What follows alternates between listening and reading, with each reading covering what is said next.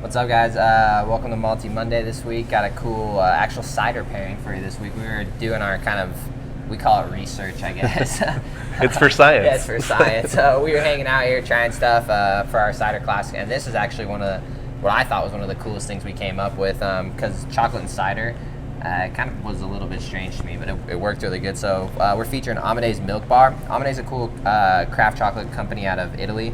They do really nice things, but what I really like about their milk bar is it's a blend of beans, and it's really creamy. It almost has, like, I don't know, the way that, like, butter tones to it. It's like very buttery and creamy, and I thought it went really cool with the cider, and I'll let Rio kind of explain what the cider was and then kind of go a little bit more to the chocolate. Sure. So we tried it with this cider. It's Incline Cider Company out of Colorado. They do white peach. This is made with real traditional cider apples, peach juice, and hops in there. And what we appreciated right away off of this, you can't pour this beer, or cider rather, sorry, you can't pour this cider without smelling it. The peach aroma is just huge. Comes out of this right away and just starts wafting up towards you. You get that nice little bit of, like, kind of balanced acidity from this apple juice itself that was made into the cider. A little bit of acidity from the peach as well, but it really just is so fruit forward and kind of still a little sweet. This has got, like, a lot of ciders. If you're out there in the market, check it out. Most ciders will have these little nutrition facts labels, which a lot of beers don't. And one of the things you can look for if you don't like sweeter ciders, or you do like sweeter ciders, is they'll often have, like, grams of residual sugar.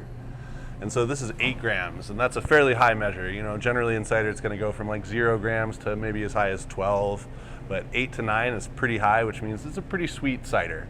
But not cloyingly so, and I thought it went really, really well with the chocolate, especially that kind of creaminess of the peach and the creaminess of the texture of the chocolate. Yeah, just gonna say, these guys do a bar that they use the same milk base, and they do dried, I think it's apricots and peaches in it, they Tosano blonde, and Luke, kind of the chocolate guy down here, he kind of is the one that helped us out with this a little bit, and he was saying how he thought it would play well because of that bar, and it kind of had the same effects. It was cool, but texture was really what got it for me. The creaminess of the chocolate went really cool with the cider. So definitely, it's definitely gonna be featured in the cider class, which is tomorrow.